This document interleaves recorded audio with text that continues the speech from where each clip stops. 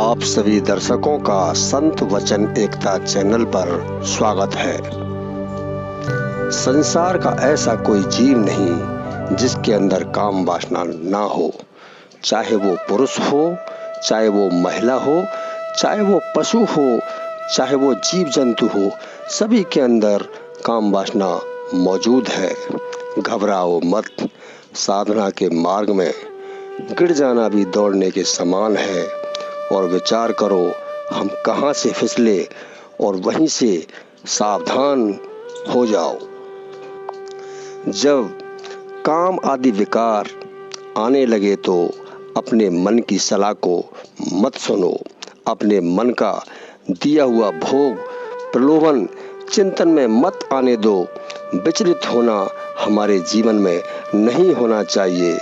1000 बार हम नाली में गिरेंगे फिर भी हम छाती ठोककर आगे बढ़ेंगे। ऐसा नहीं होना चाहिए। मेरे मन में काम सता रहा है या मेरा मन आकर्षण हो रहा है, स्त्री शरीर के प्रति या महिला साधक है तो पुरुष शरीर के प्रति आकर्षण हो रही है, इसको इतना मानसिकता में क्यों लिया जाता है? यही तो प्रश्न है। इसी में तो सब फंसे हैं और इसी पर तो हमें विजय प्राप्त करनी है। और ये इतना अवसर आपको मिला कैसे कि आप आंख उठाकर दूसरे की तरफ देखें और काम का संकल्प करें और काम की चेष्टा करें। आपको इतना समय कैसे मिला? इसका मतलब आपके भगवान चिंतन में अवश्य कोई कमी है। भगवान चिंतन करने वाले उपासक के मन में जब कभी काम वासना आती है तो वो उसको विचार के द्वारा नष्ट करता है। उसके पास विवेक विचार रूपी कैंची है, वो एक क्षण नहीं लगाता, वो उसे काट के अलग कर देता है। काम क्रोध आदि मन के विकार है, भूख प्यास आदि प्राण धर्म है और जन्मना मरना शरीर धर्म है। मेरा इसका संबंध कहाँ है? तदात्म भाव ही तुम्हारी दुर्गति का कारण है। आ रहा है काम तो आने दो, तुम्हारे मन में ही तो आ रहा है, आप में थोड़ी आ रहा है। नाम पे अश्रद्धा, गुरु पे अश्रद्धा, धाम पे अश्रद्धा। बहुत सावधान रहना। माया मुक्त होना कोई खिलवाड़ नहीं है। अनादिकाल से जीवों को भ्रमित करती चली आ रही है माया। सावधान। निराशा हमारे जीवन में नहीं होनी चाहिए परमार्थ के प्रति। क्यों? जिस समय आपके हृदय में गंदी चेष्टा आ रही है उस समय कहाँ गया आपका विवेक? कहाँ गए आपके विचार? भगवत स्मरण कहाँ गया? क्या करने जा रहा हूँ? किससे कर रहा हूँ? कौन है जो मुझे प्रेरित कर रहा है? कहाँ है विवेक? कहाँ है आपका ज्ञान? कहाँ है आपका सतमार्ग का दृढ़ संकल्प जो भगवान के प्रति आपने प्रेम के लिए लिया था, भगवत चिंतन के लिए स्वीकार किया था? जैसे जैसे आप कसोगे अपने आप को, सुना है सत्संग में, वैसे वैसे आपको परास्त करने के लिए चाल चलेगा मन, आपको विचलित करेगा। कुछ नहीं, क्यों परेशान हो रहे हो? जरा विवेक के द्वारा समझो। एक जननेंद्रिय केवल घर्षण क्रिया से सुख का आवाज कराती है, चाहे आप हस्त के द्वारा करो, चाहे शरीर के द्वारा करो। इसी गर्मी के द्वारा आपके शरीर का स्खलन होता है तो आपको सुख का आवाज होता है। वो सुख नहीं है। अगर वो सुख होता तो कीड़े मकोड़े पशु पक्षी सब इसी में लगे हैं। सुख किसे कहते हैं? सुख सच्चिदानंद है। वो किसी क्रिया के द्वारा प्राप्त नहीं होता, वो अपने पन से होता है, संबंध से होता है। एक बार देखो तो सही, परमात्मा से अपनापन करके हारो मत, निराश मत हो, उदास मत हो। मन को दी हुई सलाह को मत मानो, वो हमारा दुश्मन है। मन और बुद्धि हमारे सच्चे मित्र हैं और पक्के दुश्मन भी हैं। यदि वो हमें भगवत मार्ग पर चला रहे हैं तो सच्चे मित्र हैं, यदि वो हमें काम क्रोध व माया में फंसा रहे हैं तो पक्के दुश्मन हैं। उनमें दो भाव विराजमान हैं, सुमति और कुमति। दोनों ही स्थिति मन की हैं। सुंदर सत्संकल्प व असत संकल्प दोनों ही मन में ही विराजमान हैं। थोड़ा विवेकवान साधक बनो। यह विकार आपका स्वरूप नहीं है, यह विकार आपकी मांग नहीं है। ये मन आपको परास्त तभी करता है जब आप अपने में देखते हो, अपनी आवश्यकता इसे मान लेते हो। आपको सिर्फ अपने मन से युद्ध करना है, बाहर हमारा कोई शत्रु नहीं है। सूक्ष्मता में आओ, सिर्फ मन से युद्ध करना है, यही तो हमें परास्त करता है। इसी पर तो हमको विजय प्राप्त करनी है। बाहरी साधना हमारे कोई काम नहीं आती। बाहरी साधना का असर यदि मन पर आए तो मन को ठीक करे, मन को निर्मल करे, मन को निष्काम करे। यदि मन ठीक नहीं हो रहा है तो थोड़ी देर उससे अपना संबंध मत रखो। थोड़ी देर बाद आप देखोगे कि आप शांत हो गए हो। अगर आप क्रिया करोगे तो नए संस्कार बन जाएंगे। काम अब और जोर से आएगा और तुम्हें नष्ट कर देगा। चलो प्रभु के लिए इस मार्ग में परास्त मत होना।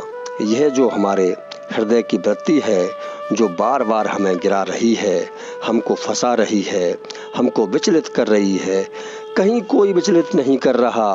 कैसे तुम परेशान हो रहे हो, तुम्हें त्रिकाल में कोई विचलित नहीं कर सकता। तुम ऐसे हो, समझो किसी भी विकार का तुम्हारे ऊपर कोई प्रभाव नहीं पड़ सकता। तुम खुद विकार को पकड़े हुए हो। प्यारे समझो, सूक्ष्मता से समझो। विकार पुंज शरीर को, विकार के अंतःकरण को स्वीकार किए हो। चाहते हो निर्विकार हो जाएं? अरे तू निर्विकार है, निर्विकार था और निर्विकार रहेगा। विकार का सिर्फ त्याग करना है, यही तो साधना है। विकार जिसमें आ रहे हैं उसमें तादात्म्य किए हो, इसीलिए परेशान हो। अभी निर्विकार हो, अभी जीवन मुक्त हो, बस सुलझो। साधना का अर्थ सुलझना है। अपने साधक सुलझ नहीं रहे हैं। केवल कथा वार्ता, मनोरंजन, नाच गान, यह सब बाहरी बात है। निज सुख बिन मन होए किथरा। जब तक इसे अध्यात्म सुख नहीं मिलेगा, मन टिकेगा नहीं। कोई भी वस्तु यदि ऊपर चढ़ानी होती है तो उसमें ऊर्जा शक्ति लगानी पड़ती है। पानी को छोड़ो, नीचे जाएगा। अगर ऊपर चढ़ाना है तो मंत्र के द्वारा ऊर्जा शक्ति लगानी पड़ेगी। मन 5 ज्ञानेंद्रियों के द्वारा अधोगामी हो गया है। तप बल के द्वारा, मंत्र बल के द्वारा, भजन बल के द्वारा एक बिजली पैदा होती है जो इस मन को चढ़ाती है, मन को ऊर्ध्वगामी बनाती है। मन सच्चिदानंद में की तरफ लगने लगता है। घबराने की, ऊबने की और निराश होने की जरूरत नहीं है। असत्य को सत्य मान रहे हो और सत्य को असत्य मान रहे हो, कैसे चल पाओगे? काम सत्य है, इसकी वासना सत्य है या इसकी चाल सत्य है? सब असत्य है। असत्य से क्या भयभीत होना? नकली सांप कब काटेगा? तू विश्वास कर, केवल तू देख के डर रहा है। उसमें ना तो विष है और ना दांत है, उसमें काटने का सामर्थ्य नहीं है। नैनम छन्दति शस्त्राणि नैनम दहति न पावका न चैनम किलुदन्त्यापो न शोषति मारता। भगवान कृष्ण ने गीता में कहा है, तेरे को कोई नहीं जला सकता, तुझे कोई काट नहीं सकता, कोई तुझे मार नहीं सकता। परमार्थ मेहनत करने वालों का नहीं कि आप बैलों की भांति लगे रहते हो। परमार्थ हो रहा है, बात को समझो। परमार्थ है सुलझने का नाम। हमें अलग होना है, हमें क्रियाओं से अलग होना है, कर्ता भाव से अलग होना है, शरीर से अलग होना है, अंतःकरण से अलग होना है। यद्यपि अलग है पर हम इसको पकड़े हुए हैं। साधना चाहे भक्ति मार्ग की हो, चाहे ज्ञान मार्ग की हो, सब साधना का सार है इससे अपनापन अलग हटा देना।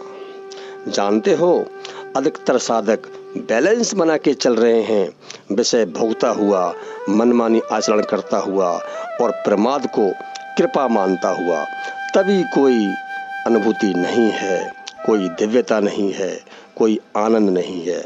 बस कि उसके अंदर यह बात बैठ गई है कि बिना विषय भोग के जीवन बेकार है। अरे थोड़े दिन जलिए और जलकर तो चलिए।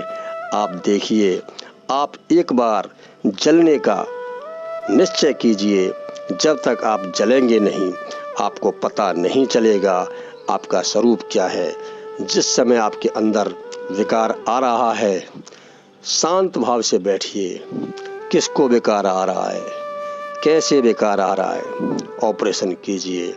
जब कोई प्रायश्चित कि भाई आप 2 दिन भोजन छोड़ दीजिए, शरीर से तादात्म होकर भोजन भी छोड़ रहे हैं, उससे हमें क्या लाभदायक है?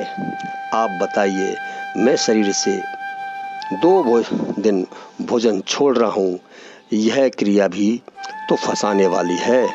पहले सीधे समझो, काम बेकार मन में है, यह सारी शरीर की चेष्टा है, इससे मेरा कोई वास्ता नहीं, ये मैं थोड़े हूँ। भक्ति मार्ग बहुत सुंदर मार्ग है। कोई कहता है कि भक्ति में ज्ञान की आवश्यकता नहीं होती। क्या भक्ति अंधी है? उसके 2 नेत्र हैं, ज्ञान और वैराग। बहुत ही प्रज्वलित नेत्र हैं, ज्ञान और वैराग। वह ज्ञान रूपी नेत्र से देखता है और वैराग रूपी कुल्हाड़ी से काटता है और आगे बढ़ता है, अपने प्रीतम से मिलता है। यह कोई खिलवाड़ का मार्ग नहीं है। थोड़ा समझिए, हमारे अंदर का काम आ गया, हमारे अंदर क्रोध आ गया। आपके अंदर थोड़ी आया है, आपके मन में आया है। आप सिर्फ दृष्टा हैं। इस बात को गहराई से समझिए। क्या बिगाड़ लेगा आपका केवल क्रिया? आप केवल क्रिया मत होने देना। आप उसी में डूबे रहते हैं, आप उसी में सुख बुद्धि के तादात्म्य हो रहे हो तो मरोगे। सुख बुद्धि होके, उसके चिंतन होके मर गए। क्रिया हो या ना हो, आप नष्ट हो गए। क्या नष्ट हो गए? आपका तादात्म्य हो गया। आप अपने साक्षी भाव, अपने दासत्व भाव से विलख हो गए। इस बात को समझिए। अगर कह दें कि ये बहुत कठिन बात है तो केवल आपकी सुकृति की बात है। आप तो ऐसे हैं ही नहीं। कभी भी आपका काम नहीं सताया, न अभी और न आगे। कभी अपना मान, केवल आपने जिसे काम सताया है उसे अपना मान रखा है। वो जब तक अपना माने रहोगे कभी नहीं ठीक होगा, कभी नहीं ठीक होगा। शरीर को, अंतःकरण को अपना मानना ही विकार का बुलावा है। शरीर और अंतःकरण से संबंध हटाना ही जीवन मुक्ति की स्थिति में पहुंचना है। कहीं भी कोई भी साधक अध्यात्म की चढ़ाई पर चढ़ता है तो इसको रौनता है, मैं शरीर थोड़े हूँ, मैं मन बुद्धि थोड़े हूँ, और आगे बढ़ता है। भक्ति का मतलब कोई खिलवाड़ थोड़े ही है। जैसे जैसे चढ़ोगे वैसे वैसे दुश्मन जोर करेगा। आप क्या समझते हो कि 4 माला फिरा लिए और मन आपका शांत हो जाएगा? वो और बढ़ेगा, वो और आग पैदा करेगा, और प्रबल होगा, और साधक भजन बल से उससे भी बड़ा होगा।